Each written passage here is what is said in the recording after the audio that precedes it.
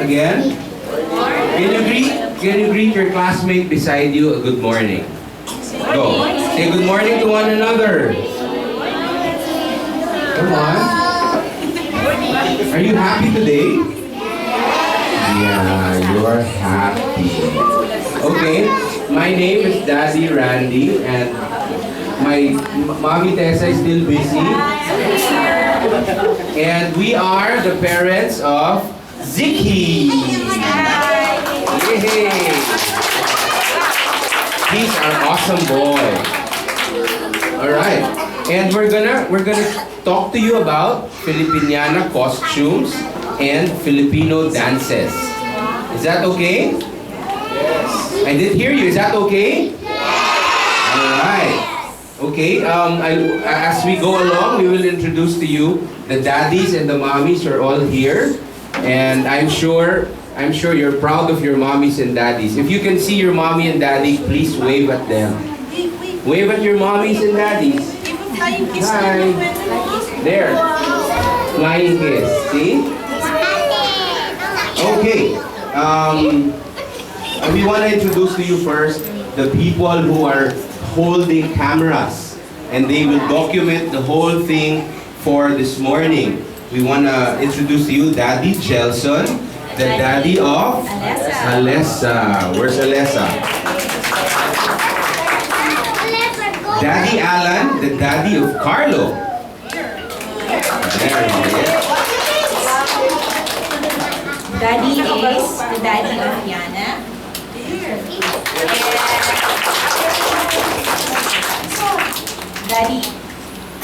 Daddy Jasper, the daddy of Alan.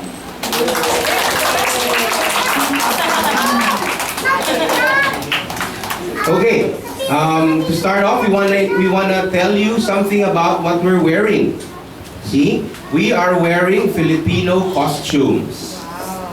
Okay, Mommy Tessa is wearing a Maria Clara gown. See, can you go around? Can you walk and turn around? The Maria Clara gown takes its name from a character in the novel of Jose Rizal. Jose Rizal is our national hero. And the attire is composed of, Mommy Tessa will show you, camisa.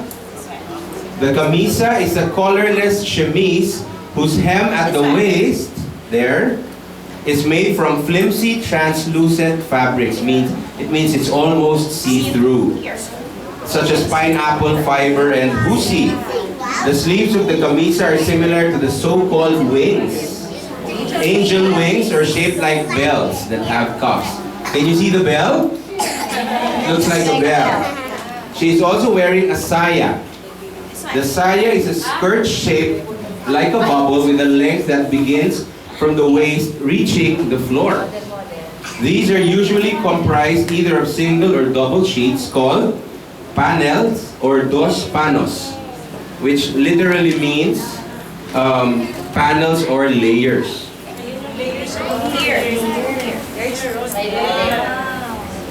Alright, and she's also wearing a panuelo. A panuelo is a stiff covering for the neck which acts as an accent piece. See, it's very stiff because of embellishments added to it.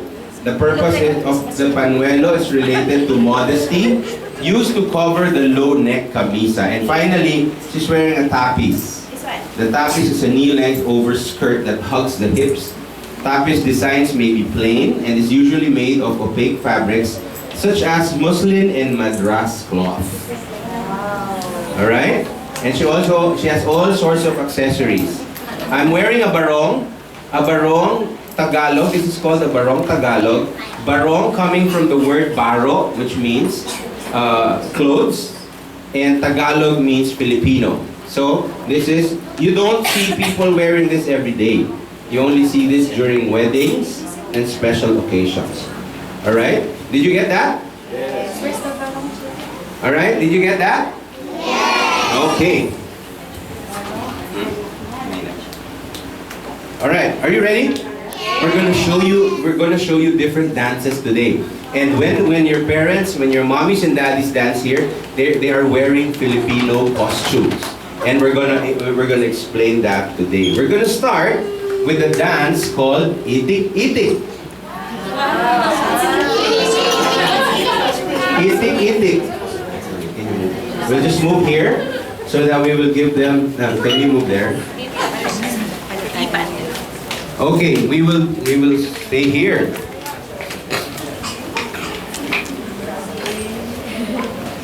Okay, this is where the Itik-Itik dance came from. This particular Itik-Itik variation comes from Mindanao. Okay? How many of you know what Mindanao is? Wow! There are 3 main islands in the Philippines, right? So you have Luzon, then Visayas, and then the one down south is Mindanao. Okay, here's the story. At one baptismal party in Surigao del Norte province, a young lady named Kanang, considered the best dancer and singer of her time, was asked to dance the sibay. She became so enthusiastic during the performance that she began to create steps similar to the movements of the itik or duck. How does a duck move? Okay, come on, flap your wings. Alright, that's how it is.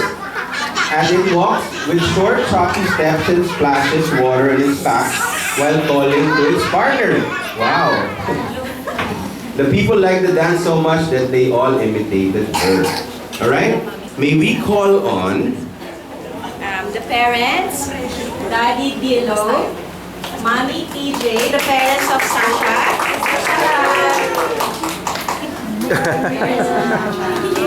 and Daddy Pong, the daddy of Sita, Mommy Rowena, the mommy of Rio,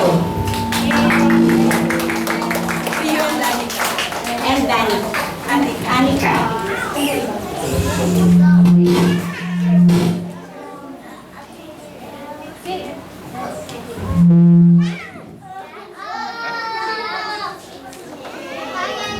Okay, can we clap for our mommies and daddies in the movie?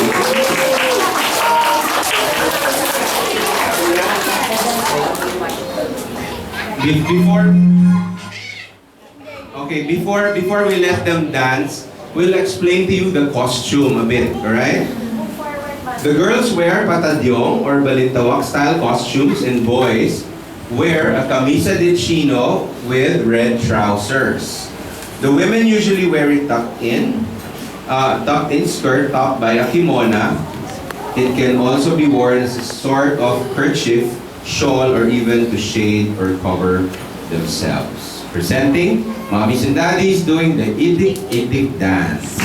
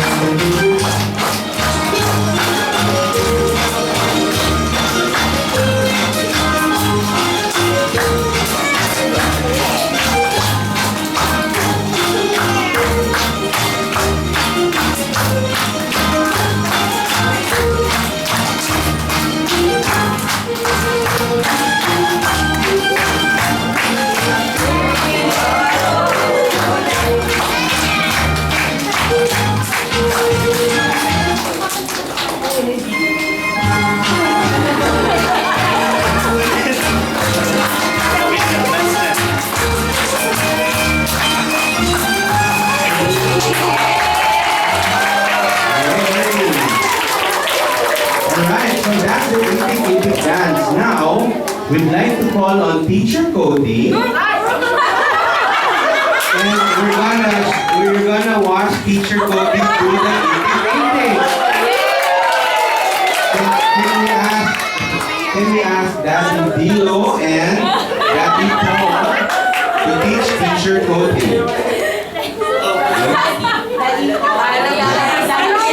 Can you teach Teacher Cody the steps? Okay. That's alright.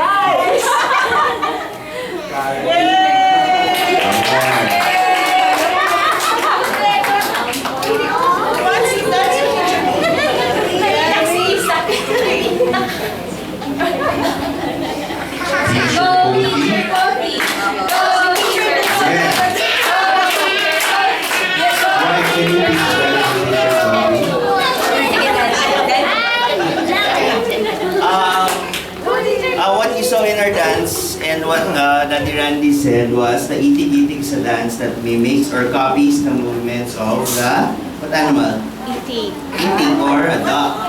So what we're gonna teach Teacher Kofi is a simple part where she has to mimic the duck or copy the duck by flapping her wings.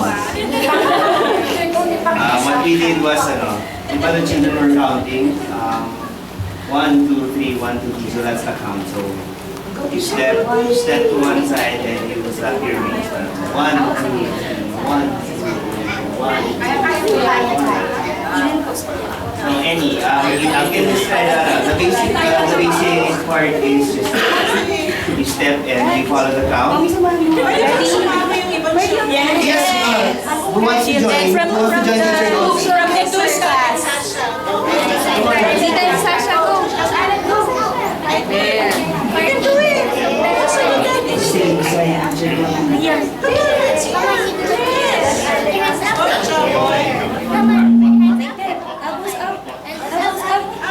Elbows up. And then look to the right. One, to the right.